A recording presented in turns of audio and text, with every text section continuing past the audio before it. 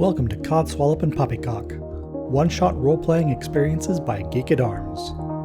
Tonight we're playing Cbr+Pnk by Manuel Melo, apologies if I've mispronounced that, which is adapted from Blades in the Dark by John Harper, which is, in turn, powered by the Apocalypse. Our GM for this evening is Jacob, my name is Bryan, and I'll be playing Joda 7, and Greg is Bishop. If you're not interested in rules discussion and character generation, you can skip ahead to get straight to the action at minute 21 and 26 seconds. This is your one last job. And I've got tables and things, so I haven't figured out quite what that's going to be yet. But we'll start off by defining who y'all are, and to give you an idea of how these sections work with the mechanics. I think the player sheet describes it, but only partially. So when you roll, and you guys have both, if you both played Powered by the Apocalypse, I think you probably have as good of an idea as I do about the fiction first approach. But basically, we'll go as far as we can fictionally. But if you want to accomplish something that's in question, then you'll roll with a combination of approach, skill, and optionally gear. And those will, gear I think adjusts your effect level depending on how you're approaching and what the threat is. That'll inform the threat and effect levels as well. Your approach and skill will determine how many die you roll. You can trade off by raising or lowering both threat and effect. And then you can optionally push, which uses up stress. You roll that many die, and the results of the die tell you what you accomplished. I haven't actually played other PBTA games, so I think the table's mostly the same. But if you get multiple sixes, that's a critical. If you get a 6, it's a success without downsides. 4 and 5 are partial successes, and 1 to 3 are failures. But whether there is a consequence from a partial success or a failure, you have the ability to resist a consequence. And in this system, how does that work? You can resist via armor or by rolling your just an approach with no skill. And then that can give you a certain amount of stress. In Blades, like multi-shot Blades games, stress is your long-term character development mechanic. But here, since it's just one session, you basically get one chance during the game to reset your stress, and reaching the end of your stress track makes one of your approaches glitchy. Oh, and that's what the yellow box is? Yes. And yeah, so that has both an RP effect that you can see next to it. For aggression, it makes you hesitant. For smartness, it makes you disoriented. For empathy, it makes you cold. And for caution, it makes you reckless. And then you get a glitch die, which... Oh, yeah. And you get to start with cyberware. Right. And is that just whatever we can come up with? Yeah, that's whatever you want to come up with. We should discuss that, though. Right. How it works. Oh, yeah, and the glitch die is on your sheet. Glitch die is a special colored die that if it rolls 1 to 3 at all, you get a consequence no matter what. All right. So should we start talking characters? Yeah, I think so. Bryan, since you're first on my screen and also in the sheet, are you ready? Somewhat. Okay. I think I'm going to try and play against type. Okay. And do the brutal maniac rather than the intelligent approach like I usually do. Very nice. So kind of a street samurai type. You're familiar with Shadowrun? A little bit. Figured I'd get the spelling before the pronunciation later. Oh, name. I had something just a little bit ago and I should have written it down. Yeah, I have a name before. I have basically just building it out and figuring out what I want after that. So I'm taking lots of combat skills, a little bit of piloting and streetwise. Cool. And I see you've marked 3 in close combat. and this is something that's not super clear on the sheet, but that's an expertise. So if you want to put below that kind of a little bit of elaboration on what your expertise is. All right. Basically, you can trade that to gain edge. You can trade that expertise die to gain edge when your expertise is relevant. Okay. So I definitely think this is a sword thing of some kind. Was that You know, cool like cyber name for a sword. Lightsaber? ah. And is your sword going to be connected to your cyberware, or do you have a different? Well, that's what I'm idea for wondering. I think it should be. Like, I was watching something recently. I was telling my wife, this is something I've always wanted, and I tried making one whenever I was younger. Like, the type of blade that just like is stored on like kind of almost like Wolverine a little bit, but not actually like out of the hand, like slides out. Yeah, Assassin's Creed style. Yeah. Oh, yeah. I've been longer than that game's been around, but yeah. Yeah. I'm kind of liking this Aido kind of motif, though, which requires you to have the scabbard. You ever play Samurai Showdown? Nope. No? Okay, well, then that's going to be lost on you. And here, I'll give you something. There you go. Very good. Cyberpunk name generator. Yeah. Well, and even if, I guess even if your cyberware and expertise are on the same kind of physical thing, the mechanical effect is a little bit different. So it's an edge versus cyberware gives you the ability to use in special ways in actions. It's essentially magic. All right. I think the cyberware, I'm going to do an armor of some kind. Cool. Subdermal plating. Nice. So yeah, so that could be, at least based on my experience in other Blades games, that can then either be, I guess there's a variety of ways that could work. It could be a special armor that resists against certain things. It could let you tick special armor as if it was regular armor, or could operate as heavy armor with less of a load penalty. That's up to you. Yeah, I think I like the notion that it's heavy armor, less load, and I look a little bulkier than normal. And like if you're looking closely, you notice that my body is a little angular instead of round like a normal person's.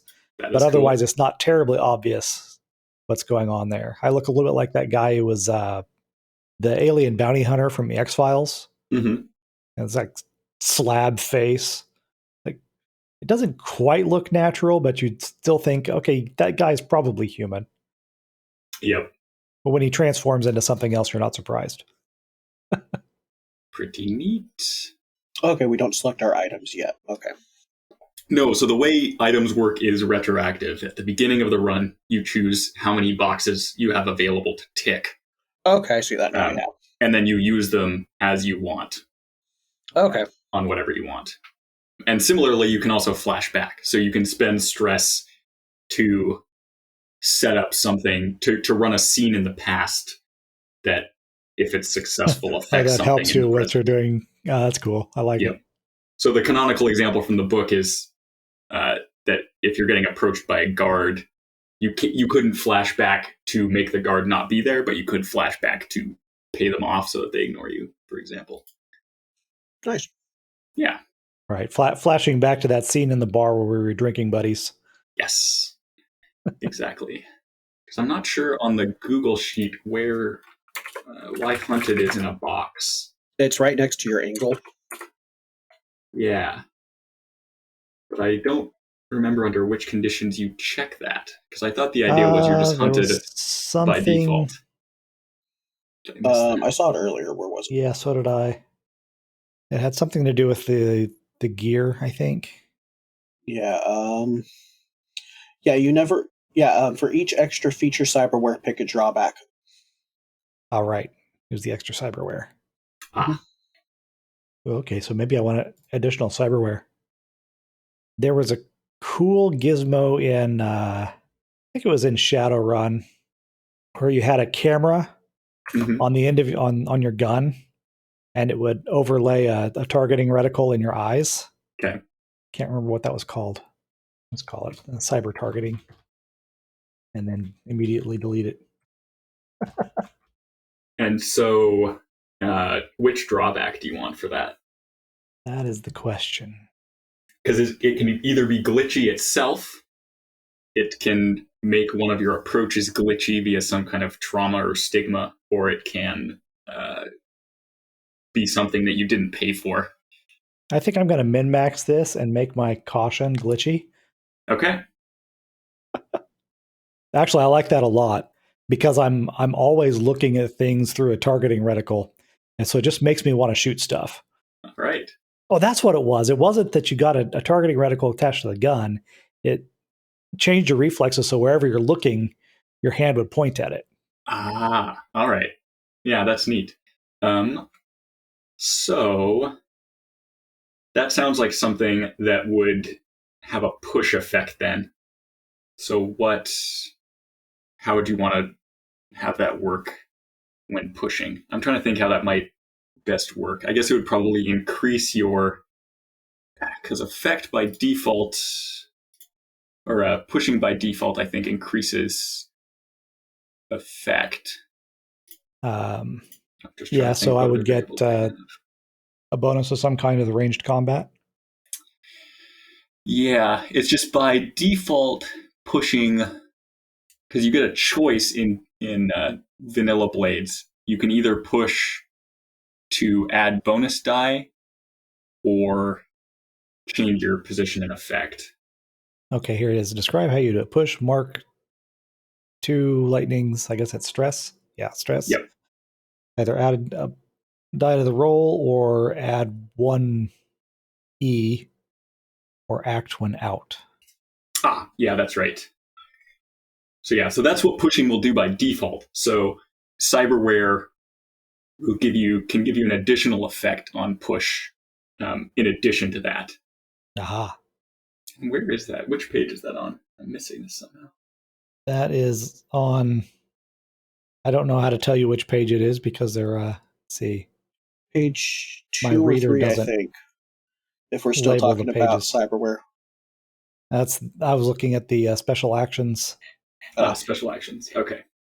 Oh yeah, that's where they put push. Because and out is basically you're dying. So yeah, I'm not sure about pushing a targeting reticle. I guess it would make sense for it to give you an edge when That pushing means as well. What exactly? That changes the threat and effect levels. So to essentially represent you being able to react faster than things that are trying to shoot you. That makes sense. Yoda. 7. Actually, or do you want the other pronunciation of the J? So you would be Yoda 7. Shh! Don't say it out loud. There's no Y in that name, and there's an H. That's Therefore, it's just Yoda. Yoda 7. I am pretty sure the trademark name that we will not mention does not have any numbers in it at all. I do like the numbers. Very cyberpunk. We don't talk about what happened to the first 6. I just assume you come from a long line of Yodas. Cool. So I think... I'm having trouble thinking of cyberware. All right. Oh, yeah. I guess the one thing we're missing for you is your angle. Yeah. And your look. But what are you running for? It doesn't have to be one of the 8 things. Right. Oh, there have things listed somewhere? What's that? Oh, so it has things listed somewhere? Yeah. It's on the same page as the special actions at the bottom. And that's just your motivation, which is now almost fulfilled. Oh. Okay, cool. It's weird that that's at the bottom and that it's at the top of where it wants to go.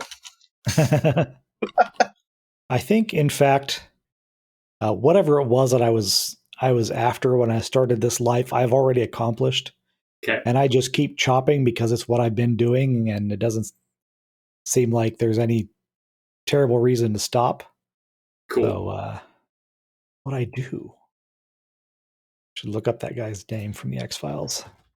Good. All right. Neat. And, Brian Thompson. Okay. How close are you, Greg? What concept are we working with? Okay. The name, which I will not pronounce yet. I'm at cyberware still. Cool. Kind of where I've been stuck for a little while. So I had an idea in my head, but I don't want it to... I'm not trying to rip off the movie too much. I'm still playing around with my skills a little bit too, because like the more I think about it, the more I'm actually ripping off that movie. Kind of having a Johnny Memento moment. Ah, very nice. And do you definitely want the expertise in hacking? Yeah, I think so. Because drilling down on that might give you a little bit of an idea. Yeah, I was trying to see if there was more in the sheet about like what it was.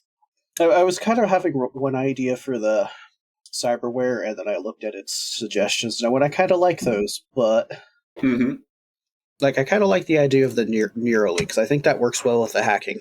Yeah, and keep in mind, it is attached to a push, or special armor is always going to be like during contests of some kind, but because that relates to consequences. But the neat thing about the cyberware is it can be a push that happens outside of a roll that just gives you a fictional capability as well. I'm trying to think of the right word I want, but yeah, now that you know my concept, it should kind of give an idea where I'm thinking with that to go. It's been a minute since I've seen the movie. He literally has a hard drive installed in his head. Oh yeah, no, I remember that part. That was wasn't a ridiculously super useful, small though, amount of memory. Yeah. Well, it was super useful in one way, but not the way he wanted it to be.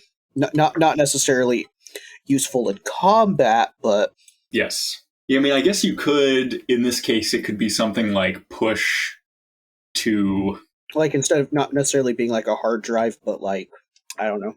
Yeah, but yeah, like push to have some kind of data available. Yeah. 80 gigabytes, that was what it was. Yeah, so then that expertise, because where's the using expertise? You can trade it for an edge. So yeah, I'd say it kind of makes sense that your edge, you can lower your level of threat by not actually needing to be physically jacked in to a given terminal. Yeah. Pretty neat. That's what I was thinking with that. You can basically keep moving and not even look like you're doing anything. Yep. Just wait till we actually get there one day. So I think that gets everything then. Yeah, 211, 8 things checked. The only thing is to just nail down what the what exactly that cyberware feature does. There we go. That still sounds kind of cyberpunk. Well, do you want a cyberware that does something different though than your expertise? Well, I think that doesn't the cyberware have to connect to the expertise? No. Oh, then yes, I do want something different. Because I mean, if you want to be able to trade off a die or push to do the same thing, you can. But yeah, then yes, I definitely want something different. To do something different. Okay, I thought they had to be connected. Uh-huh. What if your expertise was related to a particular approach that you use when hacking? Like you're really good at handling ICE or breaking encryption or something like that. Could be finding extra data too. Although then that forces me to get more creative. That's what I was going to suggest, but then I thought about that. I was like, yeah, like in Tales when we max out our questions on investigation rolls or something. Okay, I've got to give you more information without sending you directly to the end of the mystery. Did you look at my stats when you were picking your approaches, Craig? A little bit, yeah. Yeah, you guys got some good contrast. Yeah, I wondered if you'd spread it out deliberately. I looked at your approaches and kind of went, I should go a little bit different than that. One of us should at least have caution. Caution is only for people who aren't going to win the fight. Which will probably not be me. Because while I do have some skills in combat, they're not a lot. We shall see. Just realized I kind of made B.A. Baracus here. But with a sword. But with a sword, right? Which, I mean, is pretty cool. There's nothing wrong with that. There we go. That's what I want. Let's have fun with that now. Okay, what do we got? Backdoor. Nice. Cool. I was trying to think of something along the lines of like being able to break the encryption without it making it look like it was broken. That's basically what this is. Pretty nice. Pretty nice. As I know almost nothing about hacking, let me play a hacker. All you got to do is just shift-click on the pi symbol in the corner of the website. Most people who write cyberpunk scripts don't know anything about hacking either. So 90% of what I know about hacking comes from the movie Hackers. Did you ever see The Net? Sandra Bullock? Yeah, like once whenever I was a kid. That was what I was referring to with the pi symbol. Hackers at least tried. Not well, but it tried. And Fisher Stevens wasn't in brownface, so let's take that as a positive. That's the only reason I want them to remake Short Circuit. It's just to fix that. Yeah, that was pretty bad.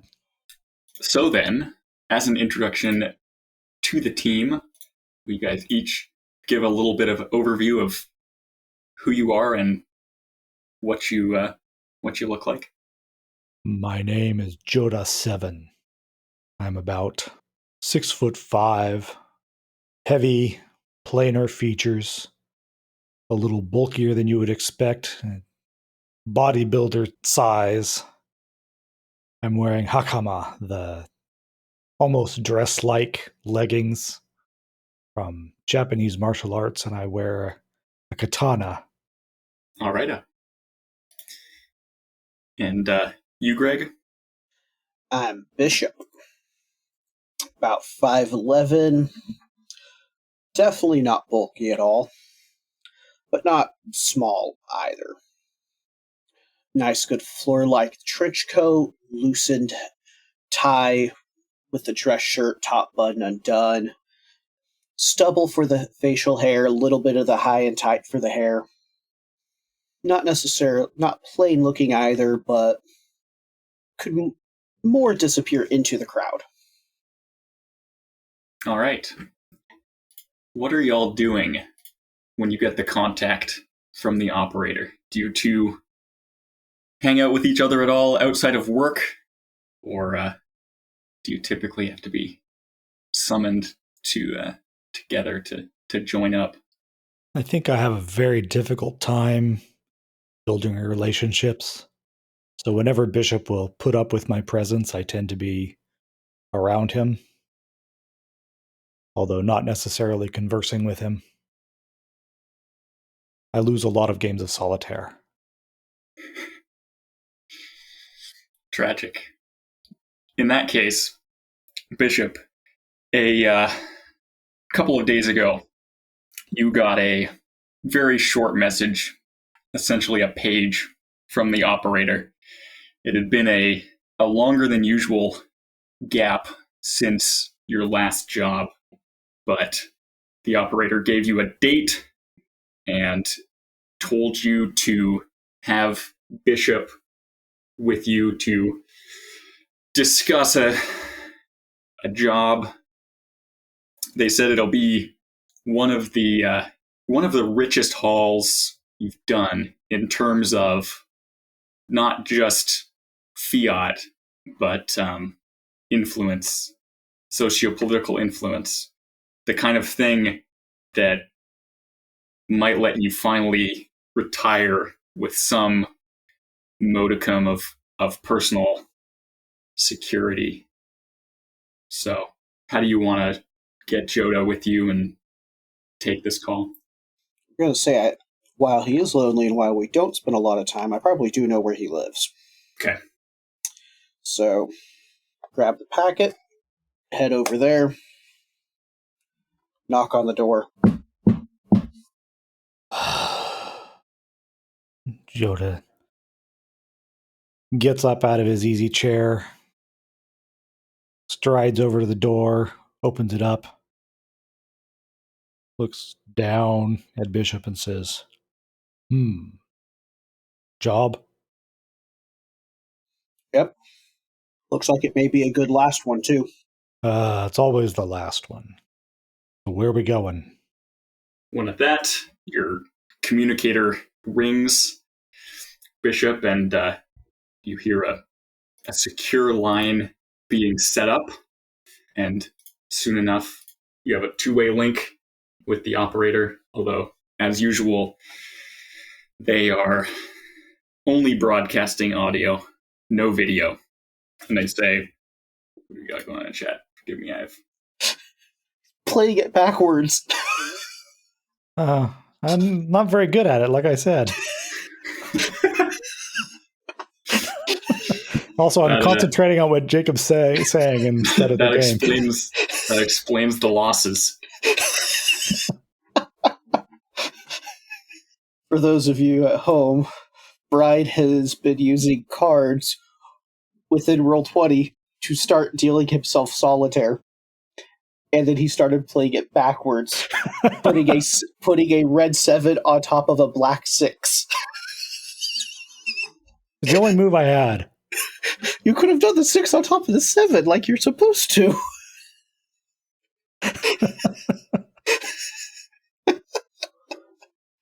You'd think so, but look. See, it still goes underneath. I'm just impressed you got all this set up. I've been watching him do it. I've been watching him do it. Yeah, my Roll20 window's been hidden. But in any case, the job, the operator says, they say, this one, Bishop, if you get out with your nose clean, it's probably clean for good. Somebody has been looking at the shipments that Antec has been making, which means that with what's happening on Earth, things are starting to get a little too dangerous for the board's comfort. Of course, the only way to decrypt the information about the shipments should be via dealing with multiple members of the board at once. So we need somebody to figure out what's going on and shut down the information leak. Ideally, Antec also wants the front lines back Earthside pushed back as much as they can be to give the powers that be a little bit more of a margin of comfort. So that is the job, should you choose to accept it. And frankly, I don't know that you have much of a choice. There's not a lot I can help you with left. And Jodal will be all right. I don't even know what he's planning to do once you're out of it. As far as getting started, there's multiple ways we could try to get you in. One choice, of course, is Antec HQ. Get directly in and see what you can find there if there's any discrepancies. They've told me there's nothing, but of course, that's what they would tell me. They're, of course, have the most state-of-the-art security in the city. On the other hand, you could head to where the shipments are actually happening, check out the spaceport, and see if there's anything untoward happening out of there. Or if you have any brilliant ideas of your own, we're open to that as well. But yeah, as I see it, you're either going to have to deal with Antec security itself or the chaos of the port. I'm afraid they're not willing to give you any official clearance, so we can only get you in a little ways either way. Don't want to risk showing our hand if there are members of the board colluding. So, those are your possible objectives. You wouldn't have been in Antec before, so there's a potential to exfiltrate additional assets from there if you're quick and quiet, but you don't know really what's inside in terms of obstacles. Probably both automated and manual security systems of high effectiveness. On the other hand, the port approach would give you access to more than just Antech stuff, but it also exposes you to a little bit more chaos. And of course, if you're near where ships are taking off and heading back to Earth, that gives you the potential of the ultimate form of getting out. So, what do you guys think, especially in terms of other dangers? What personal connections do you guys have that may be relevant in here? And I guess I should specify, sorry, I've been thinking about this myself, but the big city you're in covers most of the light face of the moon, where most people have been forced to evacuate. There's the Earth is kind of war-torn at the moment, although Antech maintains certain connections to the surface and under certain conditions will send people back, although it's only ever a one-way voyage. And yeah, I'm sorry for the long preamble, but there you go. What are you guys thinking? So the city is almost the size of Australia. Oh, yeah. It's a big city. Yeah. Well, I'm thinking that a security system is only as good as its most cowardly IT guy. Yeah. Thinking Amtech might be the way to go. We both might get to have some fun there, and what we get there might be better in the long term as well. Yeah. Well, you point me at somebody to lean on, and we'll see how many toes he has to lose before he gives up the password. Sounds like a good plan to me. All right, so we will jump into the action then. You, as the operator promised, they were able to get you into Antech and past the initial security screening, which, since it's run mostly by normal folks with not a ton of reason to be loyal to the company, seems like they paid one or multiple of them off because no alarms go off as Jota, you step through with all your weaponry undetected, and you make your way into the building under the instruction of the operator. It looks like they're using a hack that you wrote, probably at some point, Bishop, to open doors on the way up. But you get a few floors up into this building and duck into a unoccupied conference room with a no window but a screen showing a vista from a beach on Earth and a computer terminal and conference phone at one end as you hear voices outside the door. You are kind of at the in the building. To get up any further, you would need to get past some more intense security systems. You do know that this false window is along an outside wall, but you hear these voices in the corridor and hear them stop, and people keep talking. Seems like they're talking about actuarial something or other.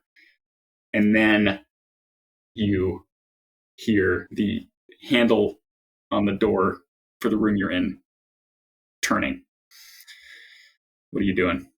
Jota takes up a position just to one side of the door so that when it opens, he'll be hidden. Okay. Is there a desk to hide behind? Or table under or anything like that? You could hide behind the table. Yeah, hide behind the table. I'm going to let Jota do his thing first and then worry about mine after. Okay, so you He's fast, it'll be quiet enough. give me some kind of roll to hide behind that table. What approach and or skill and or gear are you going to be doing? These don't sound like toughs, so the consequences for getting noticed won't necessarily be huge, but Probably just caution, so that's going to be 1d6. caution, yeah. You also get to use a skill no matter what. Which I guess sounds like to get behind the table, that'd be something like mobility. Yeah. Do you have any dice in that? No. Okay. I could make a case for streetwise. Yeah. That knowing how to stay out of sight lines. That's true. Yeah. I got 2 marks in that, so that's going to be 3d6 then? Yeah. So yeah, give me a 3d6 roll. Nice. And you got a 6. So yeah, so two men step into the room, and they do appear to be accountants. They don't notice you hiding behind the table, and they're also distracted from looking towards where you are, Joda. So they're moving towards the terminal. It looks like they have a cyber deck, I guess, laptop equivalent. They're going to the one leading looks like he's going to plug in. So are you just going to keep watching, or did you want to no, I'm definitely going to dispatch them? Attack the one in the back from behind. Try to knock him out. All right. And then as soon as he's down, I'm going to pull out my sword, put it against the other guy's neck, and just make it very clear that he should be quiet. Okay. So yeah, so what approach is that going to be? Well, that sounds like aggression to me, if anything does. All right. And close combat. Cool. Yeah, and your effect here, since they're distracted, is going to be good. You can accomplish this if you succeed. And now, is this whole scene 1 roll or 2? Just 1. Okay, in that case... the threat, if you don't succeed, I think is mostly going to be that you set off one of their biometric devices. Okay. And have people coming to your location. In that case, since it's 1 action and I'm employing the quick draw of the sword, how does the specialization... Oh, yeah, that's right, because you have the close combat expertise. Right. Right. Well, yeah, in that case, then, you could trade off 1 die for an edge, which, in that case, the threat level would be reduced, because you're already going to have full effect. So then instead, the clock for the biometrics would be longer in that case. So you have more time if you fail. So then my roll would go down to 46. Is that right? Yes. Okay. Let's go ahead and do that. All right. Yeah, and that is a success as well. So you said you wanted to knock out the one. And the first guy feels just my ceramic-laden knuckles impact right in the back of his skull. It just knocks him clean out. He'll probably be blind for a couple of minutes after he wakes up, too. Mm-hmm. And as soon as he's down, my hand whips down to my waist, and there's just a glittering arc of silver, and suddenly that sword is at the other guy's neck, and I just say, silence. Yeah, and his device tumbles out of his limp hands onto the table, and he is indeed frozen and smart man gulping against that blade. What do you want? Do you want creds? I can transfer some creds. Just you have access to upstairs? No, man, I don't. I just work in accounting. Please. How'd you even get in here? Just take a seat. Don't cry out. Bish, grab that computer. See what you can find out. Alrighty then. Let's get going. So he looks surprised then if you show yourself, Bishop. Yeah, take it right from him. So you want to, what do you want to do with that, with his device? Yeah, let's also use my lovely expertise skill and get our way upstairs. Okay. Yeah, so on his terminal, you can see that this guy, Mr. Case, and presumably his buddy, who he was talking to, have been siphoning some really small percentage of money off the top. Are they doing the Office Space thing? Oh, nice. Yeah, just at kind of random intervals and very small amounts, but enough to pad both their pockets. It doesn't look like a very sophisticated or in-depth operation, but this terminal is connected to the network, so you can definitely try to hack into it and use. You said you wanted to use that backdoor key, yeah, to try to get more access. All right. While Bishop describes what they've been doing to me, I just tap this guy on the back of the head with the blunt side of my blade and say, not as much of a pansy as I took you for. He looks very confused about how to respond to that. Just give him a big toothy grin. So what approach and skill are you using to try to do this, Greg? It'll be smartness and hacking. Okay, smartness and hacking. And you said you were taking that die off to give yourself an edge. Yeah. So this will. He wasn't lying. He really doesn't have much access. So you can kind of finagle your way around it. On a critical success, you might be able to just get past the next layer of security. But more likely what this will let you do is see where the weakest point to get into the next level will be.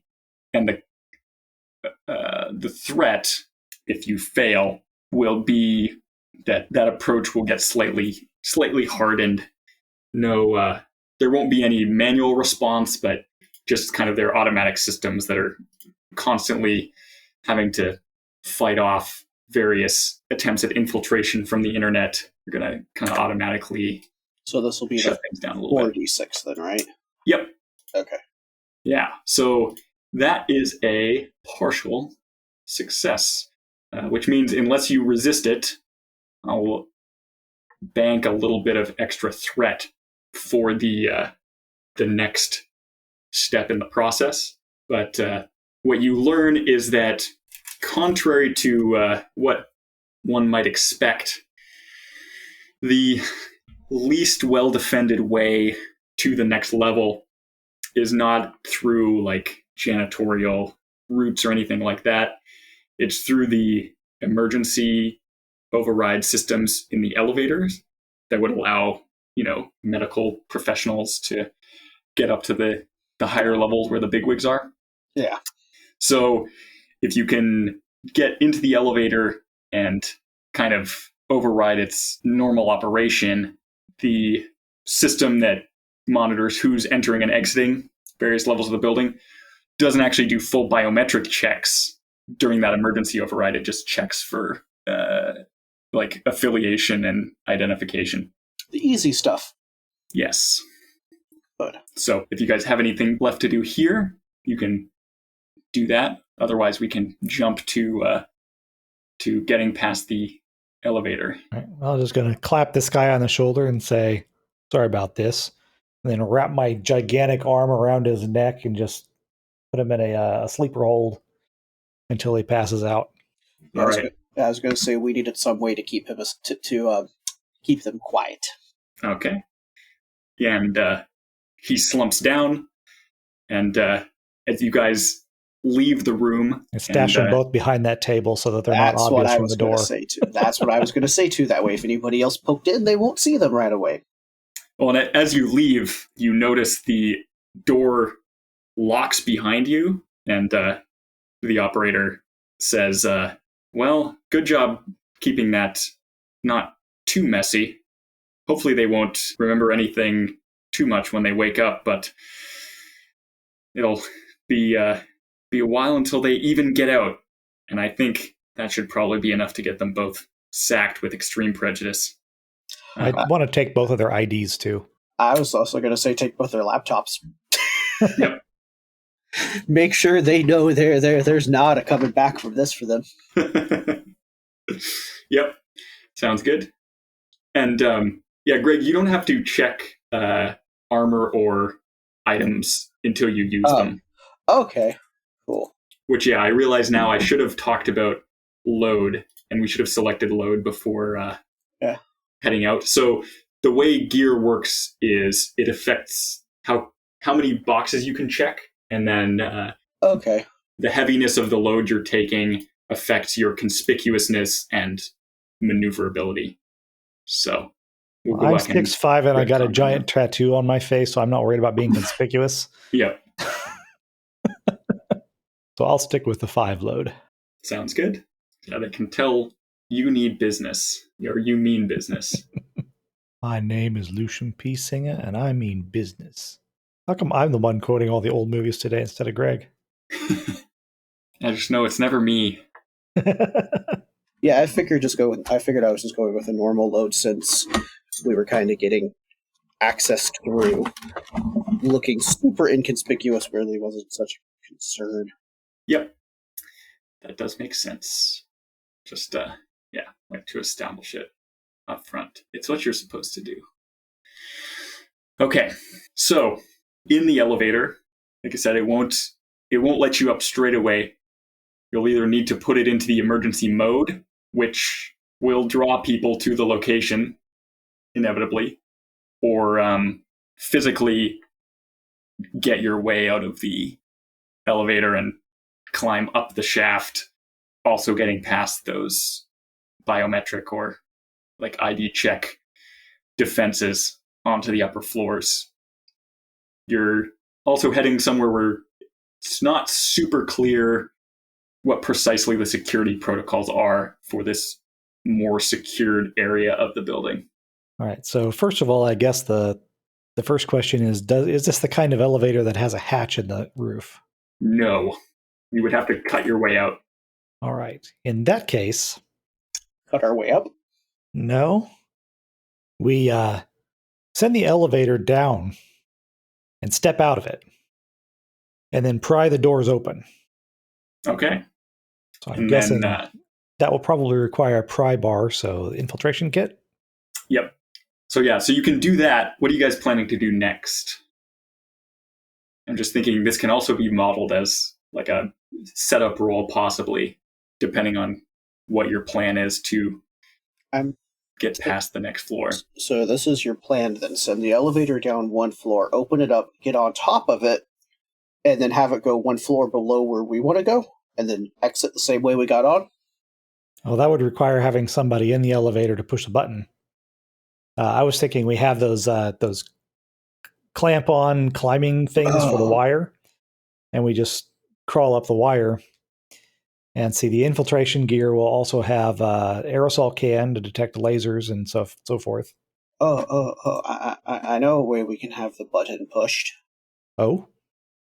Drone. Get a drone onto the elevator, and then it can push the button for us. Yeah, could do that way. Yeah, I'll have a drone. Okay. Then we don't have to climb up. We can just ride it on up. Lazy. I'm sorry. I don't have Joda arms. Okay, so... Yeah, but you don't have nearly as much weight to pull up either. You want to pull us both up while I control the drone then? Well, if you've got the drone, then you don't need me to do that. So the little drone is successfully able to push the button in the elevator, and your infiltration kit lets you get on top. Now, as far as bypassing the electronic defenses that you know about, you only know about what they have set up in this kind of medium security area. So what approach are you guys taking to get past that without tripping the alarm? And how far up are you trying to go? Gonna push your luck, or exit just a few floors up and see what you can find in this area of the building? I feel like this is going to be another streetwise thing of just kind of blend in, but with more empathy than caution. So I look more like an office drone than somebody just trying to be... So not necessarily somebody trying to hide in the shadows, somebody trying to hide in the group.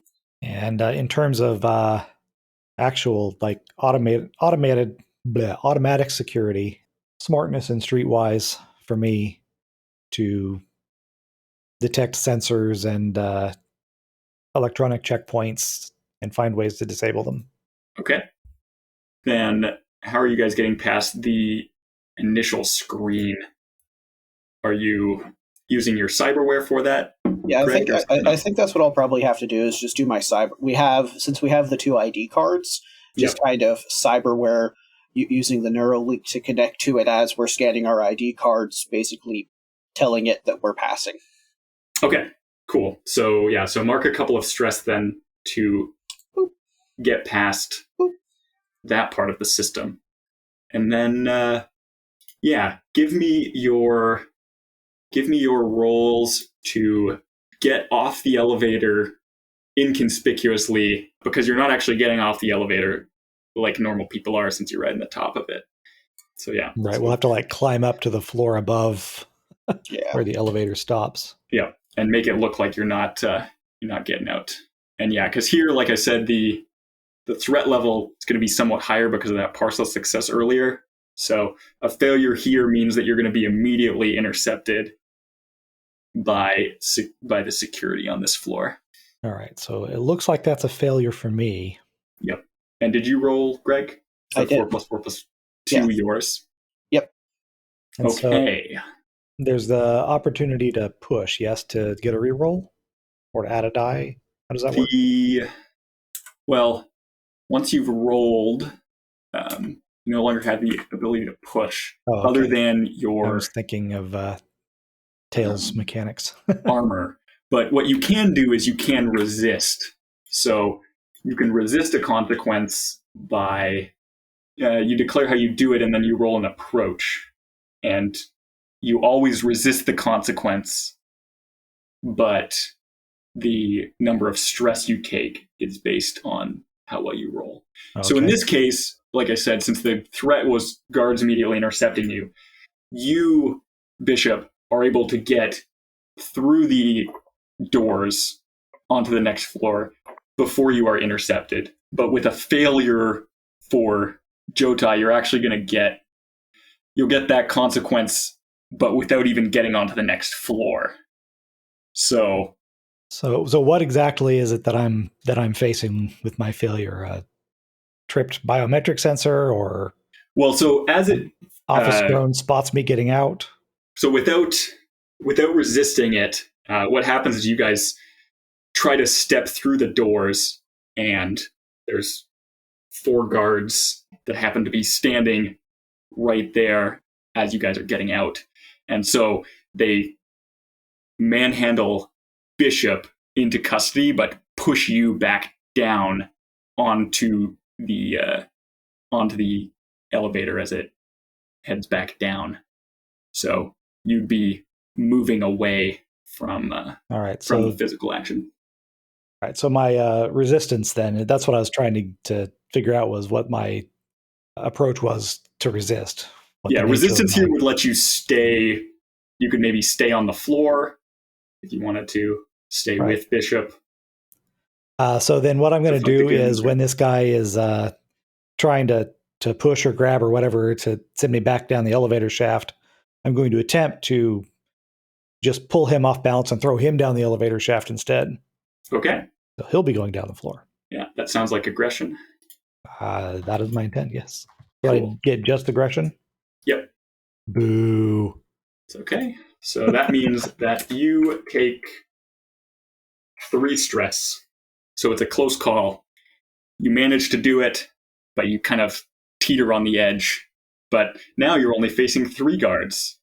But they are 3 guards, and they have to jump on you a little bit, as you guys just failed. Unless you want to use that targeting reticle to start shooting first, they are going to bring their weapons to bear on you guys. So this sounds like a job for a submachine gun. Yeah. So do we have to click ammo with that as well? No. Ammo, out of ammo is a consequence that can happen during combat, and then you have to spend an inventory to reload. Okay. Yeah. All right, so We assume that your weapon is loaded to begin with. Okay. Aggression and ranged combat. That's what All I'm right. talking about. That's very nice. I was Cool. going to say smartness in ranged combat. So Yeah, you guys are risking grievous bodily harm at the moment. They're shooting. And does my Pretty infiltration well, gear include a silencer for my submachine gun? it can. Excellent. Let's not make a lot of noise if we can help it. Okay. Yeah, so Joda's firing. Bishop, what are you doing? Actually, I think I will let him handle the firing. He seems to have it really down well. Because the threat here is going to be a level 2 harm. Yeah, so I need to do something too. Let's do a special grenade. And I think that means I have 2 of them, right? Yes. Okay. So you check one, like the box on the left for the inventory space. And then when I use them, I click them. Okay. And then as you use them, you'll click each one. Yeah. Yeah, it's a nice, not flash bang with no big bang, just flash smoke. So a bright flash and then smoke afterwards. Okay, so you're trying to cut off visibility to yourself so you don't get shot. Yeah. Okay. And make it harder for them to shoot us and hopefully make it easier for us to crawl away. So Okay. the smartness and ranged combat still, so I know where to throw it best and to hit them with it. Sounds good. Ooh, nice. I'll take it. That is a critical success. So what happens, I'm thinking, if you guys have any great ideas, feel free to chime in. But what I'm thinking is you get the drop on who was the guard who was going to start to shoot you, Joda. So I think I've grabbed this first guy by the jacket and thrown him into the elevator shaft. And just with the same motion, I'm coming around. And as I come back facing them, I've already got the submachine gun up. yeah, And I'm just strafing across the group of them. Yep. So you see one of them go down, and then this grenade comes out from Bishop, and there's a bright pop, and then a cloud of smoke. And so one guard is behind you in the elevator shaft. One went down, and the other 2 immediately stopped shooting. You assume because they didn't want to hit their guy who went down. So you don't hear any shooting. There's no bullets that seem to be coming towards each of you. The fight was over pretty much as quick as it started, but you are standing between this cloud of smoke and the elevator shaft. You can vaguely make out doors to either side of you on the corridor through the front of the cloud of smoke. What are you guys doing? I just jerk my head to Bish to get through one of those doors, and I think I need to knock out or kill these guards before they can raise an alarm. There's still 2 of them still standing. Yeah, if we get them into the room, we can at least bottleneck them in there. Not have a bunch. If more come, we're not going to have a bunch at once. That will have smaller numbers as they try to get in. All right. So how are you guys trying to get into these doors? Just opening them? Are you busting through? I'm letting Bishop take care of the doors while I take care of the guards. Okay. Yeah, let's try just opening it first and see if it opens. If not, then I can worry about busting through. And I'm aggressive with my close combat. Okay. So which door are you opening, Bishop? Left or right? Left. Okay. The left door, you open it up. It's a dark room lit up by some screens. It looks like you've stepped into a room where people would monitor the security cameras. Right now, there's nobody in here actually doing the monitoring. Because they're out here getting their knees broken. You can see on the screens a kind of reticle jumping around. It seems like they have some kind of AI watching things. And at a glance, it seems like it's taking an interest in what is happening with the guard that got thrown down onto the lower floor. But whatever algorithm they're using to detect what's happening has assessed that there's some kind of fire or something on this floor. And that explains the smoke, and it's not looking into that any deeper. Meanwhile, outside in the corridor, they're still not shooting. So are you trying to go for them and take them out right away, Joda? Yeah, since I'm stepping through that cloud of smoke. I'm just going to be hand to hand right between them so that they can't shoot at me without risking hitting each other. Okay. Yeah. Yeah. And that is a mixed success. So here I'm going to say you step to where you remember one of them being and knock him out quickly. And then you feel a pain in your foot. And then the sound of the gun firing comes a moment later as you spin and hit the next guard. But he has managed to hit your foot and lower leg. So that will be a level 1 harm, with the reducing the effect of you moving quickly and in close quarters combat, unless you want to use your armor. Right. So how does to resist that?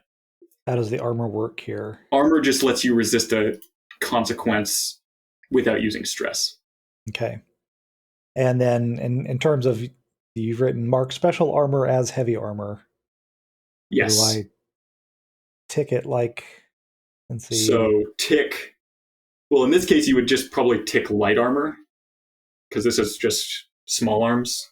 So check armor on your gear and light. Okay. In the armor category. Because at least how I'm imagining the subdermal plating working is that it can work as heavy armor without you needing to check the second inventory box for heavy armor. Right, okay. Yeah. So it's still getting the heavy armor effect, but the yes, light armor. You still have another use of armor. Oh, I see. Can even be heavy. Yeah. I see. So the armor is depleted when it's used. Correct. Okay. Yeah. I mean, I guess in this case, it might not make a huge amount of sense to. I mean, if somebody else shoots me in the leg again. Yeah, I mean, we can see what how much shooting there is in your future. But yeah, both these guys are unconscious, so you're good out in the corridor. What are you wanting to do next? You guys are split a little bit. Well, grab him by the collar and drag him into that surveillance room. Okay. So that the computer doesn't say, "Hey, look, there's 2 dead guys out in the corridor." Oh, and the third guy too, the one who's actually dead. Yep. So 1 is dead, 2 are unconscious, and indeed the cameras don't pick up the motion in the corridor because it's covered by smoke. And hopefully, and number 4 is going to take a while to figure out how to get out of an elevator shaft. Yeah. Without an elevator. Yeah. If there are cameras in this room, then the feeds don't go back to this room.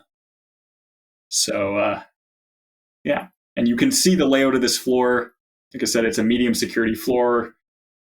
Doesn't seem like a whole lot exciting is done here. You can see there are guards moving throughout it. It's kind of various offices. Not as many meeting rooms on this floor because it's lots of middle management and certain people with higher level positions, like the R&D people, but their offices are up here and not their actual labs. What is it that Antec actually does? What's their bailiwick? Antec,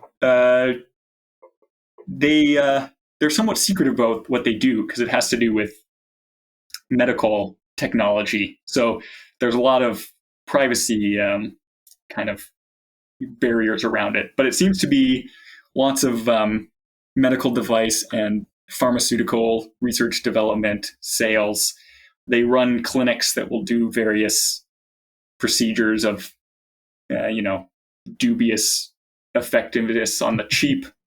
If people need malfunctioning cyberware uninstalled and they aren't too worried about the scarring, you can go straight to an Antec clinic. They also do off-world shipments, but the exact nature of those is not particularly widely known. And this was a tidbit that the operator gave you before, but I'll say it again explicitly.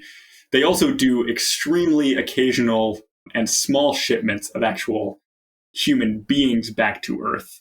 But that is even less well known. That's something that you guys just learned. But it seems like they will, on short notice and for not a ton of money, get you back to Earth on that kind of one-way trip. In terms of the world here, of course, you mentioned that Earth is war-torn. Yep. The moon, I'm assuming, is mostly dominated by corporate interests. Yep. Are there colonies on other worlds in the solar system? Extrasolar activity? Very small amounts.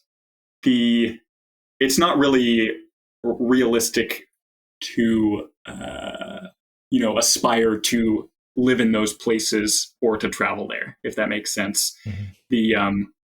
The Earth being kind of a hellscape, people try not to get trapped there if they can avoid it. And the Moon City that's where everybody kind of tries to stay as much as they can. As much as this world has a middle class anymore, they're all kind of there. All right. Now, there is an almost religious connection that certain people feel to Earth, and there's a sense among certain groups that living off of the home planet is like inhuman in an important way. So that's kind of in the air and plays into social conflicts here, but that's not a universal feeling. Most people are just trying to make it as best they can, because Antec is one of the bigger powers and employers, at least in this area. This half of the moon's a big place, so there is other stuff happening elsewhere, but Antec is primarily civilian. So if you want to do something that's not explicitly involved with the wars between various factions on Earth, you're kind of stuck in their orbit. I got so focused on the mechanics of the heist that I don't remember what it was we're after anymore. You need to find out why information about Antec shipments is being released and stop it from happening. Right. Okay. Find the leak. Yep. Well, it sounds like we're in the perfect room for that then. Maybe. Yeah. There's cameras in the halls. Yep. Are there cameras besides this office? Are there cameras in all? Can we tell if there's cameras in at least most of the other offices going on? So it looks like this like set of floors that you're on, again in this kind of security zone, it's pretty well surveilled, and that seems to be what this room is concerned with. Again, like I said, it's being run by an AI, so to see what all the computer has access to, you'd have to shut off that algorithm and poke around without being noticed. But yeah, it definitely doesn't seem like you're getting any feeds from much higher up the building. It's quite a few floors that this agent is flicking through in this area. Well, it sounds like I have a job then. Yeah. What do you want to find out? It's flicking through the floors. I want to see if I can get access to the upper floors that we can't currently see on the cameras. Like either getting into the feed direct, even if there's a direct feed that it's just not seeing, or bypassing and getting, because I'm pretty sure there's a feed somewhere, even if it's not this room specific.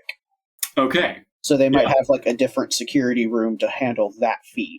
Yeah, and I mean, you said that you had taken the other guy's devices, so you guys have a second computer in this room at least. Yep. In addition to your own built-in hardware. Yep. So it sounds like, are you wanting to like access this room's system from kind of outside it and kind of backpack your way on the AI agent to see if it has access elsewhere? Yeah, let's do that first, because if there is the AI agent, I'm pretty sure they'll all be AI agents then. Mm-hmm. So they'd also probably be connected in some way. So yeah, let's backpack through the AI agent, just kind of hook right off into them. Okay, yeah. So what are you using for that? Just straight hacking and smartness. I don't think I got to worry about the backdoor key because I'm staring at him. Yes. I can physically see the guy. Indeed, you are. And what do we got? A mixed success.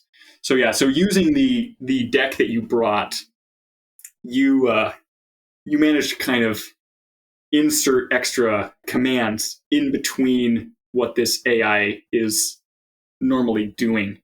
And piggybacking on it, you see that indeed there is a network of these kind of semi-autonomous agents that watch the feeds. None of them have picked up on your guys' physical infiltration, but you realize too late as you begin to like read in this information. The other agents in this zone that are watching this, the program in charge of this room, have realized that it was receiving commands from a device that doesn't belong in the zone. And so you can see there aren't any feeds into the security rooms like the one you guys are in. But on one of the cameras, you see a door into another one on the other side of this building open up. And it seems like there's probably techs watching the screens in like a certain percentage of these rooms, and they move between them. And he starts walking towards your room to see what is going on and why this agent is kind of malfunctioning. And I am going to start a progress bar. I'll just do it ad hoc, I guess, in chat. So this will be a progress bar that is 4 ticks long, and one of them is filled now. So there is an IT tech, security IT tech type guy coming this way. Yep. With his gear. Yep. It really is. Hey, Judah. There be somebody coming this way. Oh, that's nice. I want what he has when he gets here. We don't need him, only what he has. Nice. Well, that's convenient. We should take it from him. Yes. You want to wait till he gets here and just ambush him? There's no cameras apparently looking in this place. Not in this room. So it would not appear he knows we are here in this room. I do not know I have not seen anybody with, actually, yeah. Check the bodies that we have dragged into this room. Do they seem to have any type of communication devices on them? All right, look for radios. And also passcard keys. Yeah, the guards have IDs. They have like separate communicators. It seems like they have just very basic like biometric monitoring involved. Seemingly nothing that cared about you killing the one, which is strange. But maybe it's meant as like a poison sniffer or something to make sure people aren't getting drugged. Now, it's a megacorp. They're probably more concerned with monitoring their people than monitoring what their people are doing. Or they're used to the corporate drones dying off regularly. Right. Heartbeat isn't what they care about. This is true. If anything, when the heartbeat ends, that's just one less paycheck they have to write. Right. They just want to make sure they're not going into the wrong rooms. Yeah. So you guys could presumably then disguise yourself as these guards. Now you do suspect that somebody who was in charge of interfacing with the security system here they'd probably have more monitoring built into their body, because they would also have hardware installed, not unlike yours, Bishop. And the Corp would want basically full control over that. Man, imagine that, having to have a device policy, but there's stuff that's installed in your body. All right, so I think that the move here is to wait for him to come in the room and then sleeper hold him. Something nice and gentle that's hopefully going to put him down fast and not trip his sensors. Yeah. And any of the guards, are they about Judah's size? It would be, you would need to get a little bit creative if you wanted to use their gear to make him look like a guard. It wouldn't be automatic. Okay, because that disguise idea I think is a fantastic idea, especially once we have this guy in here. Because what better than to have a guard and an IT tech checking places together? Hmm? So once he gets in here, How much load do you have left? I still got 3 left. I've only used 2, my drone and Right. my special grenade, and I still have If 1 you want to grenade tick disguise for some makeup to cover my tattoo, Yeah, that sounds good. it doesn't matter how much you dress me up. That's going to give me away. Yep. Okay, sweet. It is Okay. marked. So are you disguising Joda as one of the guards that you guys knocked out? Yeah, Yeah. but we're gonna. guess, I think we should wait for time reasons until the IT tech gets here, so he doesn't walk in mid change. Right. Cool. And then, yeah, so you guys are waiting for this guy to come. What are you doing once he gets here? I'm going to pull the same move as I did in the conference room. Wait behind the door, and as soon as he closes it, dart forward and grab him in the sleeper hold. Okay. And Bishop, what are you doing? Are you disguising yourself at all? What's your play here?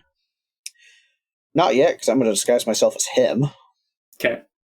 So there's a song from the late 70s, early 80s called Camouflage. It's about a soldier who is stranded from his battalion in the forest and comes across another soldier who's a big, gigantic Marine, and he asks the guy, "What's your name?" And he says, "Camouflage."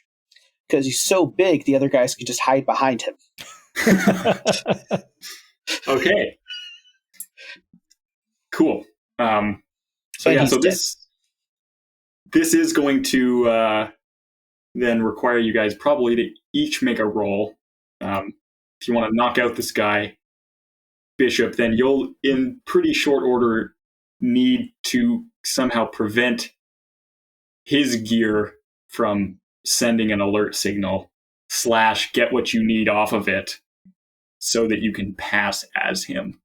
Yeah, I think that's going to be my smarts and hacking again, just to kind of stop the signal from going. Okay. You can't stop the signal. The signal goes everywhere. I can interfere with the signal because I'm right at its point of origin. Yep. That's actually true because you have your cyberware, don't you? Yep. I just wanted to quote Serenity.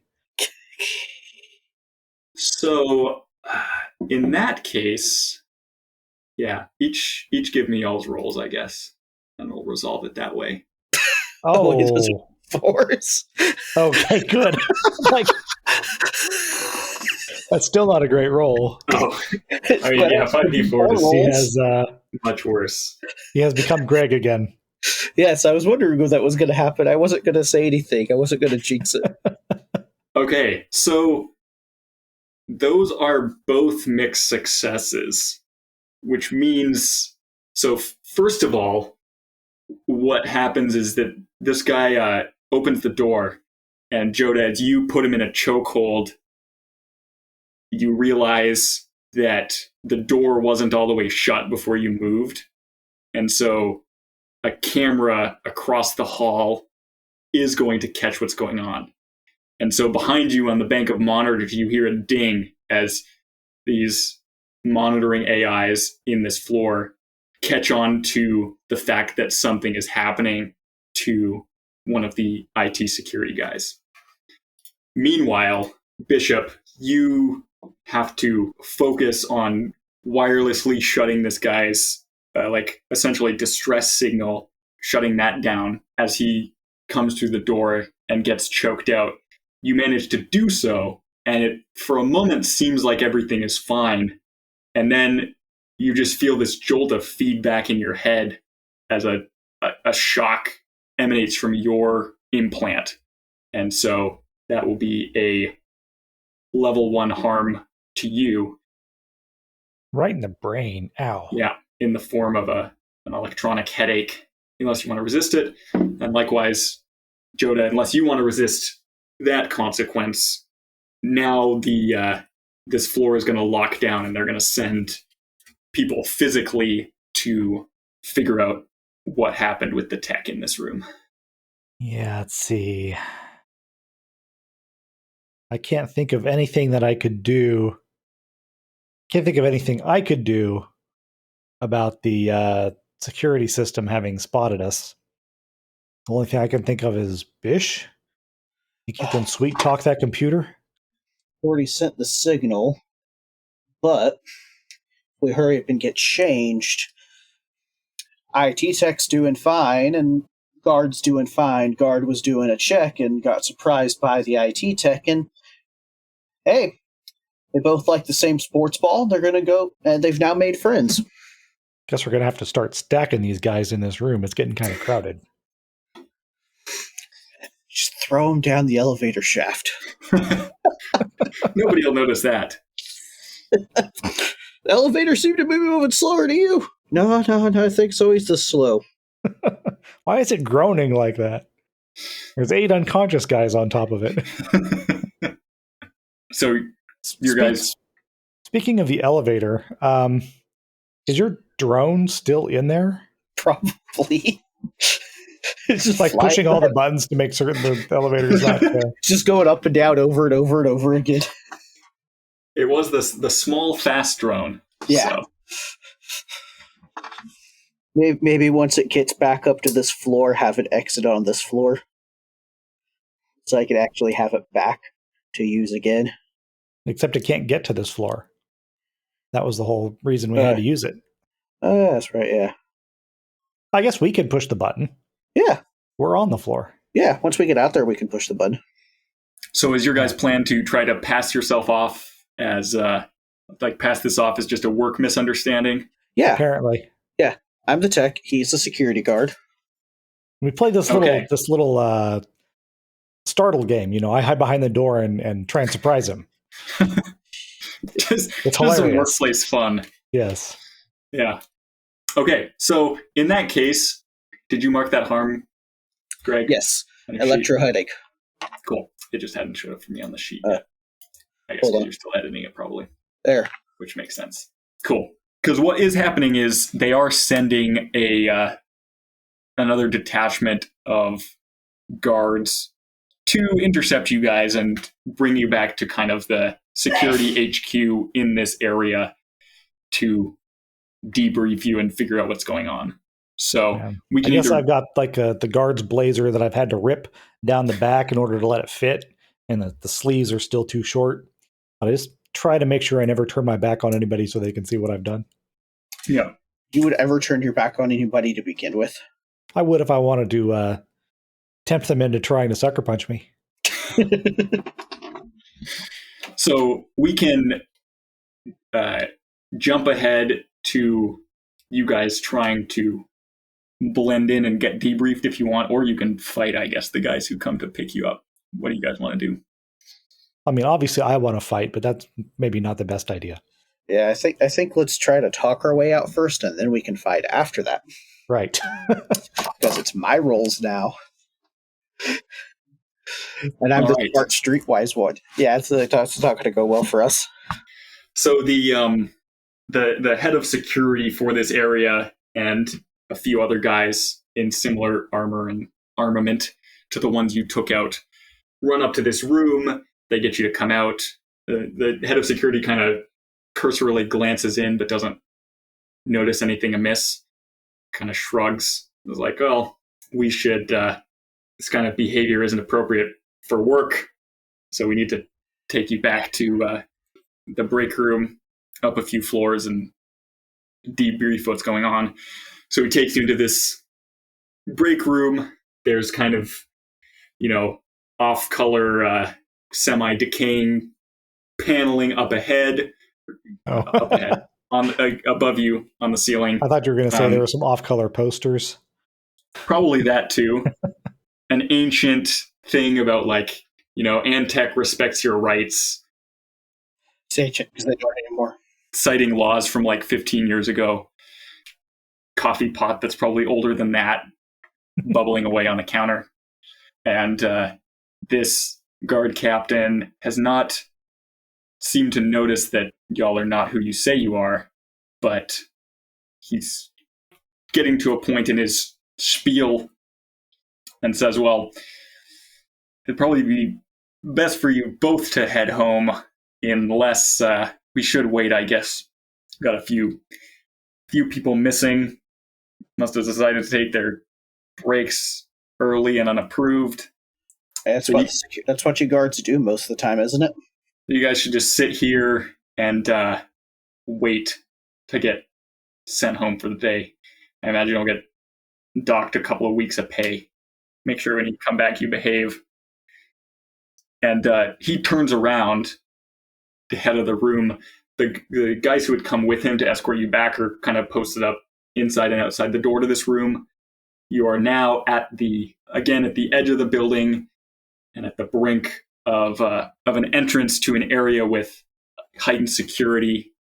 And you realize that this... Okay, so they didn't take us into the next zone, but we're right up against it? They did not, and you are. And this head of security, as he turns, you notice his ID.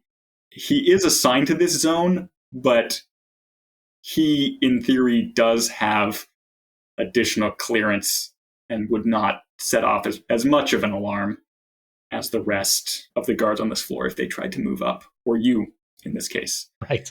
So, what are you guys doing? All right, so we have one guard inside, one guard outside the door, and then the captain? Yep. And, okay, I think I could take them both.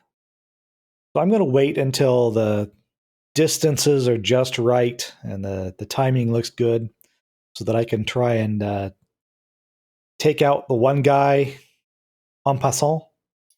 Okay. And then chop down the captain at the end of the move.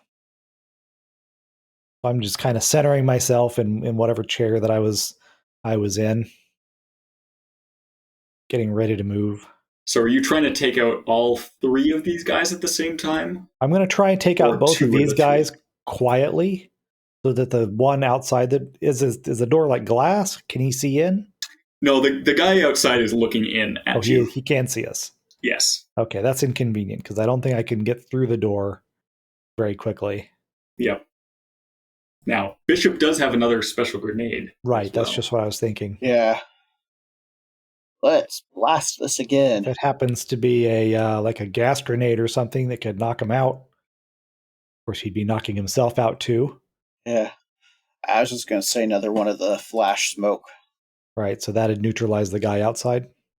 Yeah, and I kind of like do a nice little low crawl to get out through the smoke as well. Might be a good way for us to get away. Everybody's caught trying to get through the smoke. They don't see us. So are you going to try to throw the grenade as a setup action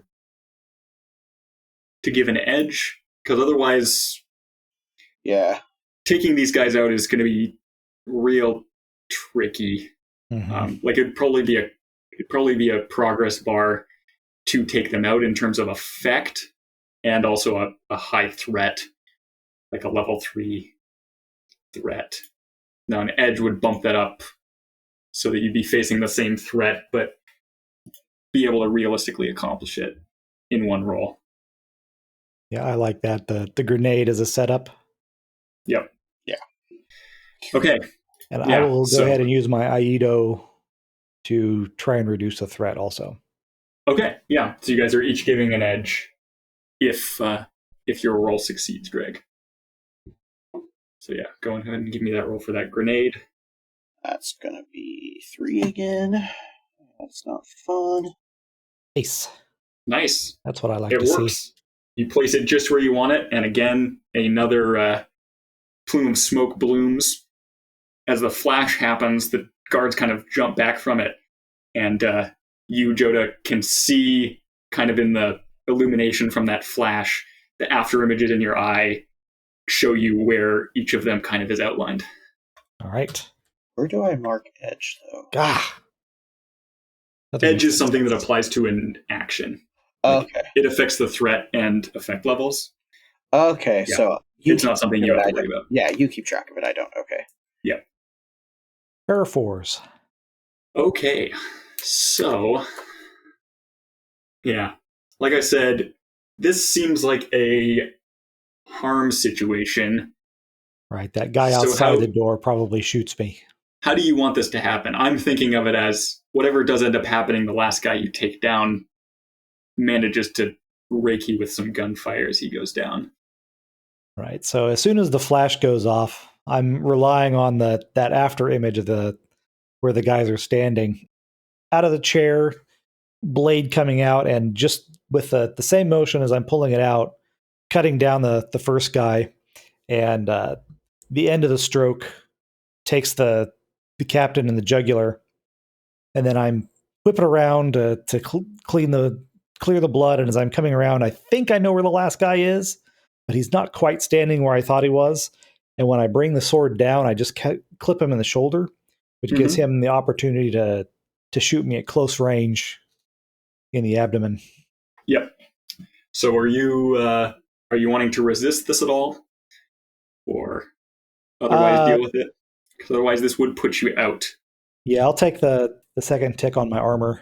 Okay, yeah. So tick heavy then, and that will bring it down to a level 2 harm, which is only going to be minus a die on, kind of physical related rolls. But yeah, even though it's not a high caliber weapon, as it goes off right square with your abdomen and from close range, you feel it just punch through the plating under your skin, and you feel some blood start to leak out. Just whatever it is we're going to do here, we best get it done quick. I'm not going to be good for much more of this. Yep. And as you hear them fall down, you can see the captain and his ID below the smoke cloud. But now you've definitely done it, and there are klaxons going off, at least in this level, as now the security system is fully aware that you guys are up to no good. They brought us up a couple more levels. Did they bring us to the level we've wanted to be to yet? I mean, you're one level below the first floor that kind of has high level executives with the highest level of security. So you'd still need to get up to that level somehow, and you're not sure exactly what you're looking for, but presumably there'd be something there that would let you figure out what's going on. Hey, Bish, you ever been in a dome that sprung a leak? Can't say that I have. Something you can do. You light a fire, and you follow the smoke to where the leak is. Well, I'm thinking we find some kind of juicy info, something that has some value people would want. And we put it on the company intranet, unprotected. Make it look like, somebody just dropped something in the wrong folder. And we look to see who grabs it and where it goes. Let's put a tracker on it, a virus of some kind. We don't even have to be here. Just have it email you on the outside when somebody moves it. Ooh, I like that. We still got to get up that floor, I think, to get close to that. Joda leans down, plucks the guard captain's security badge, hands it over, says, "You can forge something or hack something out of that. Maybe it can let us through into the next zone." Yeah. This is a security checkpoint they conveniently brought us to, so that door right over there probably takes us right where we want to go. Yeah, because we can get back to the elevator now, can't we? As long as we do it fast. Yeah, or we find a window. So that's if we want to go down. Well, I was thinking about getting out eventually. Oh, that will be fast. Actually, we're on the moon. It won't be that fast. Just kind of slowly float down past everybody. Bye! I hadn't thought about that. That's good. Space jumping is a whole different thing on the moon. Yeah. I hadn't originally thought of the combination of skyscraper plus the moon. That's very good. Of course, there's the problem that the skyscraper probably is above the level of the domes, so we'd be in vacuum. Yep. That's a little inconvenient. Just kind of on the way down, shoot the dome so it breaks in, and then we'll be back inside the dome. That sounds like a bad idea. Only for half the moon. It's just the size of Australia. You'll be fine. Won't be that many people. So, are you guys just trying to get to the next level? Yeah, we'll try to hack our way through into the next security zone. Okay. And find the first terminal we see. Yeah. So, using this card and trying to get to the next level, you find out that indeed the warning klaxons are going off in the next zone as well. So, in this kind of emergency situation, it lets you in under the pretense of being this captain of the guard without too much trouble. You move up into the next set of floors. These are bigger offices. They have glass walls.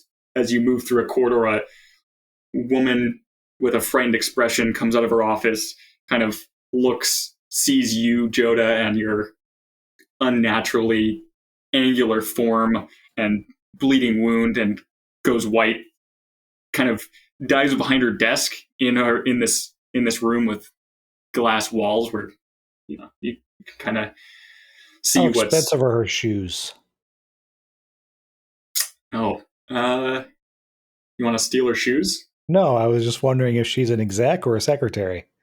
Oh, she's an executive. It doesn't seem like you're in the area with the real high-powered offices yet. Middle manager.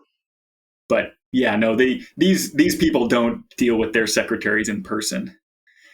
She's the office up here is definitely hers. Are you wanting to do anything with that, or find an unoccupied office? Well, my thinking was that she would have a password, might get us a little closer to some juicy bit of data. It's possible. You gonna try to intimidate it out of her, or? We don't have a whole lot of time, and you said that this is still pretty low-level folks. So I think we should just blow past her and try and find somebody with even more expensive shoes. Okay. Yeah. So most of the other people you see in this immediate vicinity aren't even as attentive as that lady was. They seem to mostly be ignoring you and trying to evacuate the building one way or the other. You make your way up. Make gestures like, proceed this way. Please remain calm. Yeah. People do it without really paying their full attention to you. As you make your way up the floors, the offices get slightly more ostentatious, but also slightly more minimalist and decor.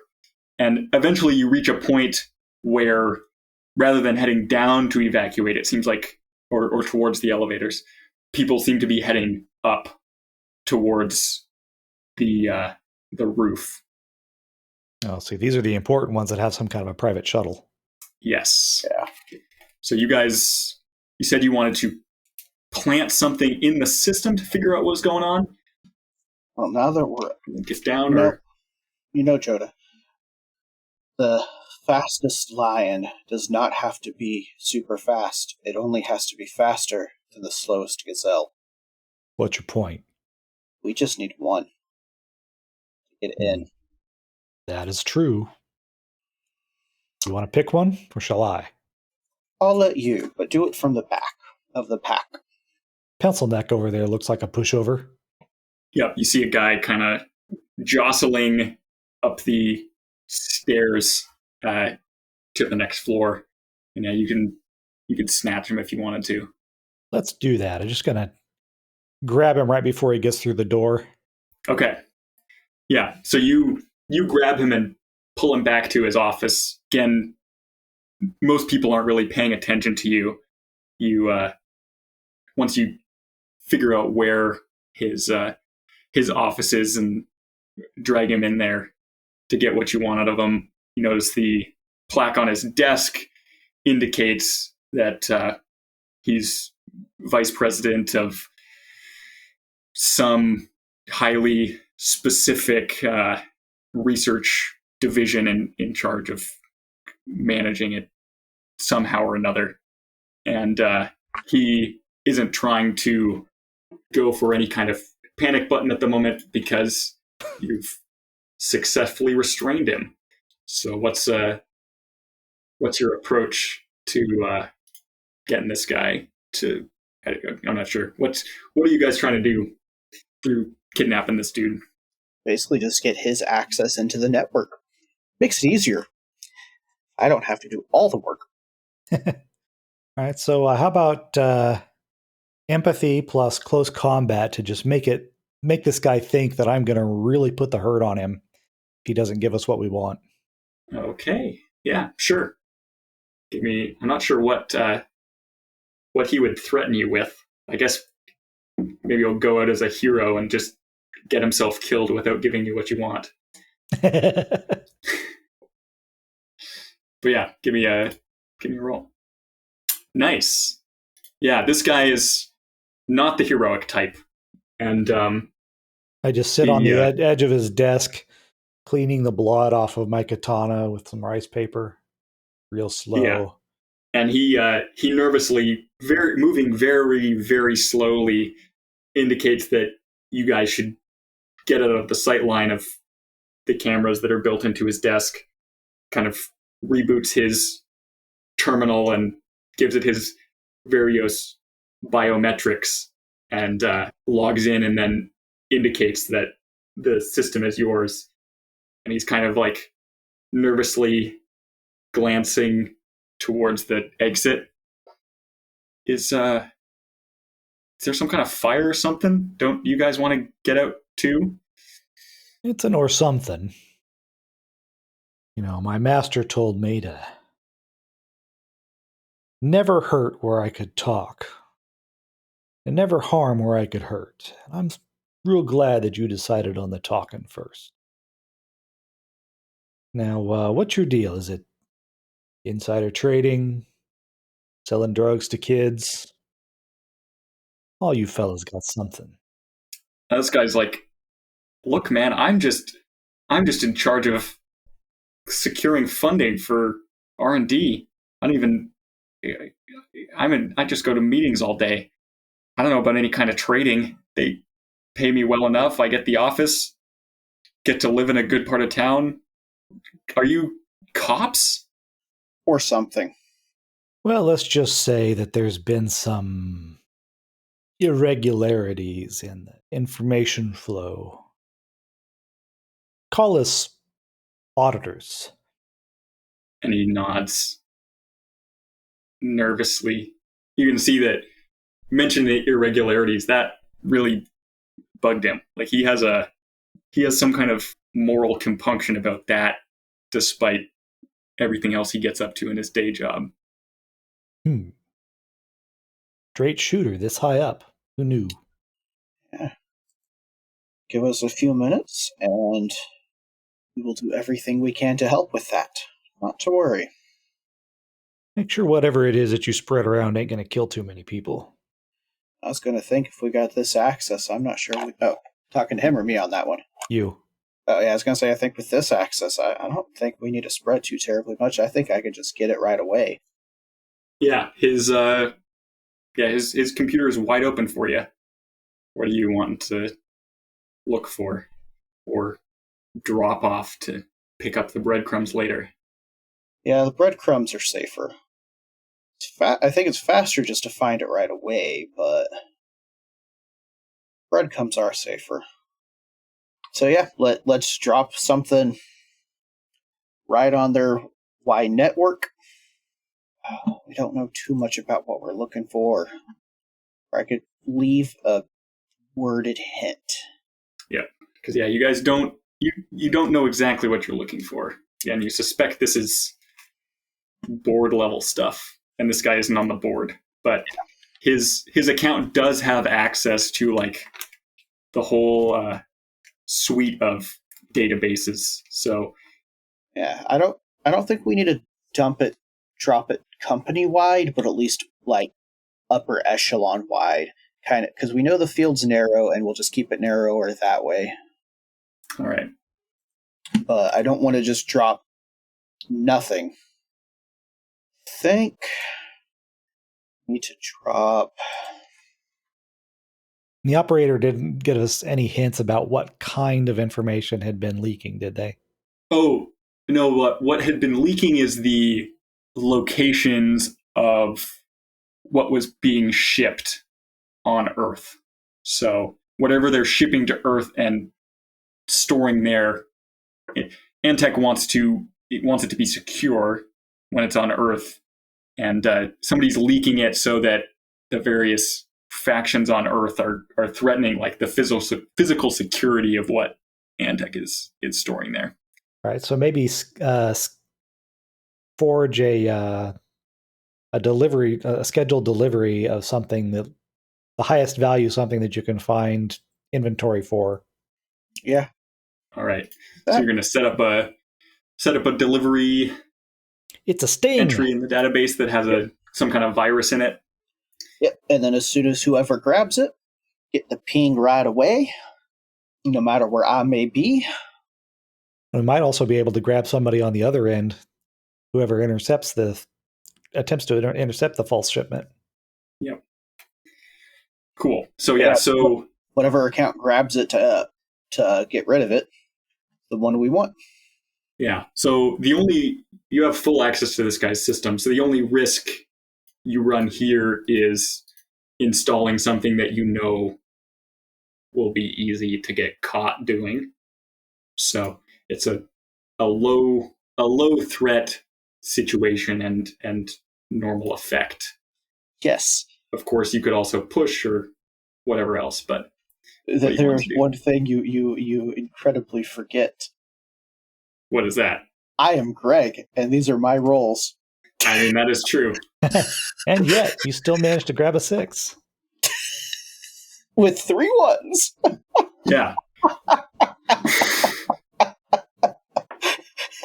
Highest roll wins is a great system, isn't it? Yeah, so the database schema they're using doesn't give you much room to pack in a virus that'll do what you want, but there's just enough bandwidth in their data storage format for you to insert the kind of tracing thing you need. And so this seems to be successful. You insert this worm, and then how are you guys planning to get out of the building? Well, Opie, how many shuttles are up there on the roof? You can go see. I'm asking our new friend. The guy. He says, I don't know how many. There's supposed to be enough to evac all the bigwigs, so that's where I was headed. I mean, since we waited, there might not be any left. What's going on down below? Oh, there was some security incident. Apparently, somebody infiltrated the building and killed a couple guards. There was maybe set some fires. So, how about you just go ahead and guide us on up there, and we can all leave together. And yeah, he looks at the blood running down your front and nods and leads you guys up to the roof. On the roof, you still do hear a whir of activity. You're right, the dome isn't in existence up here, but there is some kind of field that preserves some amount of atmosphere on the outside of the building. But it is much colder up here than it was in the building. So the executive heads out the door onto the roof first, followed by you guys. And we're going to rush forward with my hand on his shoulder as though I'm protecting him. Okay. Yeah. And as you leave the building and head onto the roof, you're leading with this guy in front of you. And then all of a sudden you feel his body go slack and then get pushed sideways. and the chatter of gunfire, and you turn your head and you see the front of a gray drone with a gun on its nose starting to train it on you, Joda. Took out their own guy, huh? All right, well, cyber targeting time, and my submachine gun just pops into my hand almost like it's magic. Okay. I'm not sure how effective a submachine gun will be against the drone, but you do have the edge. So you'll do something. My answer to it. Everything is to shoot it. Yeah, I mean it'll probably delay it from shooting you, but you're not sure if you'll be able to take out the threat. You'll probably need to find another way off the roof. Are there any transports left? You can't make that out yet. Okay. So and this is threatening another level 3 harm. And did we ever confirm if this was above if the top of the building was above the dome? It is above the dome. There is some kind of field-preserving atmosphere in a small area around it. Okay. All right, so you could, in theory, jump if there isn't a transport. Aggression plus ranged combat. Yes. All right. Yeah, so you... the bullets from your gun chatter off this thing's chassis, and the stream of bullets that took out the employee don't immediately turn onto you. The drone kind of wiggles unsteadily in the air, but it's not totally out yet. Now that you've gotten a moment to breathe, you can see that there's not a transport in your immediate vicinity. You still see there's a couple close to the building that are still leaving, but there's nothing immediately to get you off the roof unless you jump. So, okay, so what are you thinking? Could I presume that in the survival kit is one of those emergency pressure bubbles? I don't know. A survival kit? It'd be a survival kit designed for the moon. Yeah. I would think that depressurization would be a big concern. Yeah. I mean, I would buy that. Probably not an actual bubble because most of the city most of the surface is urban. But there's something that gives you a supply of oxygen. I'm thinking about, did you ever read Artemis? I'm not sure. Kind of a noir detective story set on the moon? No, I don't think so. They had these they're like giant hamster balls. Okay. And they compress down pretty small. It's kind of like a ripcord, and it goes boom, and then you enter through the side, and you're just in this big plastic sphere that you can roll around on the surface in. I see. All right. Yeah, I buy it. So I pop one of those. Okay. Jumping off the edge, pop that thing and get inside as I'm falling. Okay. And hope that the size of it slows our descent enough that it doesn't kill me when I hit the ground. Okay. So there'll be some kind of roll for that. But what are you going with him, Bishop, or what's your plan? Yeah. Do I need to have my own survival kit for this too? Because it's got 3 ticks. I don't know how many ticks you still need me to, if you still have any ticks. Well, I think that's like the grenade. Those are use ticks. Usages, yeah. Well, I don't know how many usages you've ticked now. I guess you've only ticked one. So yeah, just one for that. Yeah, so you got stuff for me too. Okay. And that reminds me, I'll take a med kit. That way I can kind of help with your wounds on our slow descent down. All right. Fortunately, it's going to be really cold, so the blood will clot easily. I think there's a difference between clotting and freezing. It's just like having an ice pack over your entire body. Lovely. And Bishop, are you wanting to do anything to interfere with the drone as this is happening, or prevent yourself from being seen or something as you go down the building? Get my drone back off the elevator, but did we succeed at doing that? I don't think we ever had the time.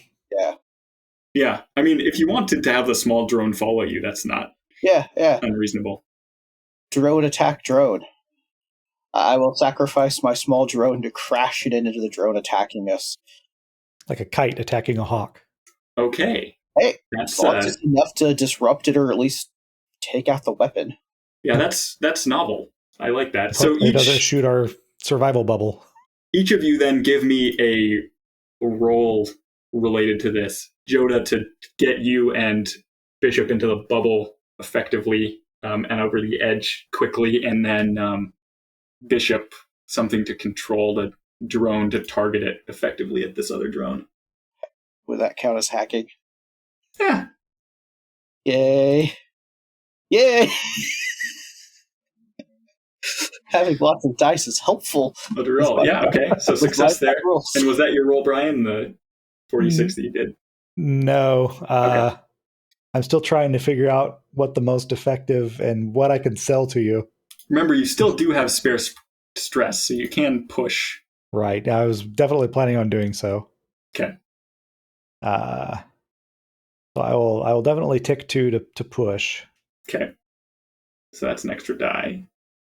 And would you consider charging headlong and jumping off the side of the building and be an aggressive move? I think since you're grabbing your friend to do it too, I would buy that. Okay. So there's 3 dice. And now for skill, I could think maybe endurance to survive the drop and the impact at the ground, or piloting to try and influence the trajectory of the survival bubble so that we don't land on something sharp. It's going to be 1 die either way.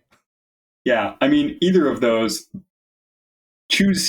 I'd say choose your approach carefully, because if you use endurance, then the consequence is going to be worse for you. But if you fail piloting, then the consequences are going to be bad for both of you. Yeah, I think I will hope that I can get Bishop out of this, hopefully slightly less harmed, and I'll go for endurance. Okay. Which is kind of counterintuitive, but... Yeah. All right, yeah, so give me that roll then. 4d6. Yeah, 4. All right. So that is a mixed success. Broke both of my legs. Yeah. Well, so how do you want to do this? I'm going to say probably, I mean, it's not super impactful since it's the end of the run anyways. But my thought process is that falling from that high up, even in a low G environment, would probably kill you. So resisting it for the rest of your stress might let you take that down to just being out and unconscious. But how do you want this to work? I was going to say, I know how you can survive. It's going to take us a little while to get down there. So can we take a breather on the way down? Through the power of friendship? Yeah, how are you guys going to do? What's your approach to do this? I will properly teach him how to play solitaire. Well, no, you can spend the time patching me up. That's in the list there. I was going to say, you're also so big and muscular, if you superhero land it, your muscles might just take all the pressure and save your bones. I don't think that tracks, but okay. So yeah, you guys want to take a breather on the way down? I mean, whatever advantages we can get, right? Yeah, I mean, give me your breather scene then. Bish? Yeah. We ever been in a situation quite like this one before? That one time, yeah. It seemed like a good idea at the time, but I'm having second thoughts now. Oh, yeah, careful right there. Yeah, that's got that bullet out yet? Just one more moment. I wish we'd sprung for the anesthetic. I would say next time, but hopefully there won't be one. Maybe not for you. I'm going to have to find myself a new cyber rat. Never thought you'd quite make it to retirement, to be honest. Well, depending upon how the landing goes, I still might not. Ground's coming up mighty fast, isn't it? Yeah. Say, like, roll with the impact, but I don't think we're going to have much choice in this ball. Something's going to be rolling. All right, so is this just one die to take the breather? Well, no. So you get to choose your approach. All right, the approach. And then add a die if you brought in your angle during the scene. You brought in mine. I think I brought in mine. That's kind of the sorts of things that we get into. Yeah, I do. You've been here before. Yeah. Yeah, So you each get to roll to breathe, as it were. All right. Okay. I think empathy is the only thing I could really justify there. Yeah, same here. I think I'm empathizing with you, so be 2 for that. Yeah, just the 2 as well. Probably not a level 1 harm that we're heading for. Yeah, 3 and 4. So Bishop, you get to clear 1 stress, and you suck it up, Joda, and can either clear 2 stress or ignore level 1 harm penalties for the rest of the run. Yeah, I think harm 1 is kind of out of the picture right now. Cool. All right. So then do you want to clear those 2 stress, and then give me a resistance roll to avoid dying? Right. And can I push the resistance roll then? No. Resistance rolls, you just roll approach. Okay. Yeah. It's worth a try. I mean, I got the stress back. So. Oh. 3 resistance. Close call. So yeah, so mark 3 stress back. Oh, okay. Well, that's exactly what I was going to do. To bank. So yeah. See? Taking the breather works. Yeah. Even if you're falling off a building when you decide to do it. It does. So you guys fall back through the surface, or to the surface. You fall back through the area where the dome doesn't quite connect with the building. And then, yeah, as you approach the ground, it approaches faster and faster and faster. And you hit it, Bishop. You feel Joda below you absorb the impact. The plating under his skin doesn't exactly feel pleasant, but you're not knocked out. On the other hand, Joda, your awareness goes black as you hit the bottom. Thinking to justify this, maybe we hit, because these are domes that we're coming down on, so we hit off the side of one, so we didn't get like the full force of the first impact. We just kind of glanced off it and then rolled off. Oh yeah, that's right, because it's ball on semi-sphere. Right. Some sphere on semi-sphere action. Got some interplanetary billiards. Yeah. So you, but your little capsule eventually comes to rest between these domes. Or maybe pinball is like bouncing from one dome to another. Yeah. Yep.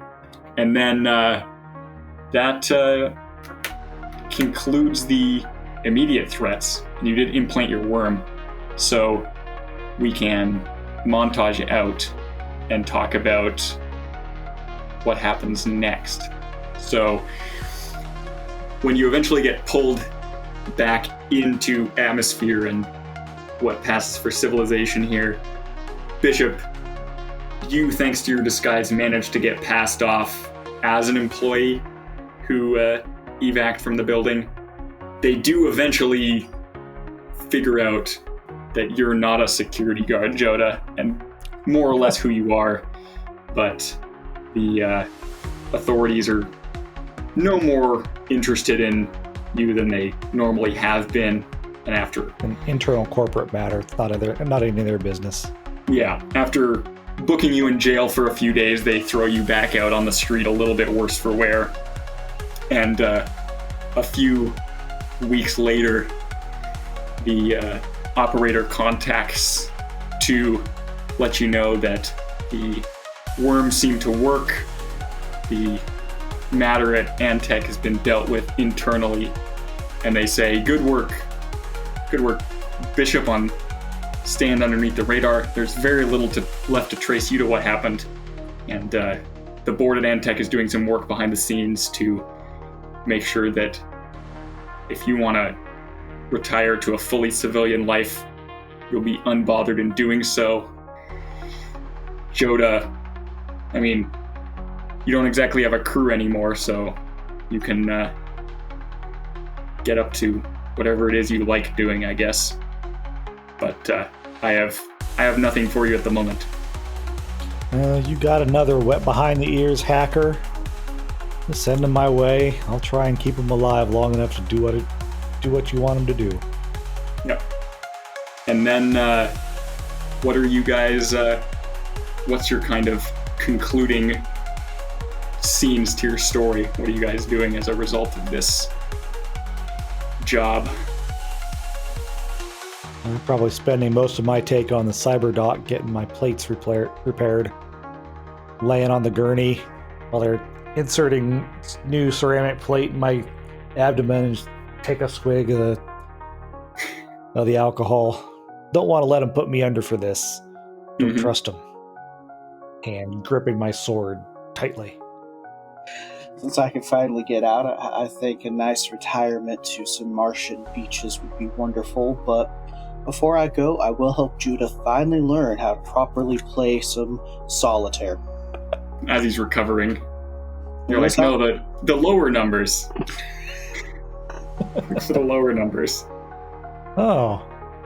That's why I kept losing. You know, you'd think if I was cheating that it would be easier to win. Guess I can't even do that right. This is Codswallop and Poppycock, and we've been playing Cbr+Pnk. You can find more actual play experiences, as well as the Geek at Arms podcast at geekatarms.com. And many, many thanks to Jacob for running a fantastic game. See you, Space Cowboys.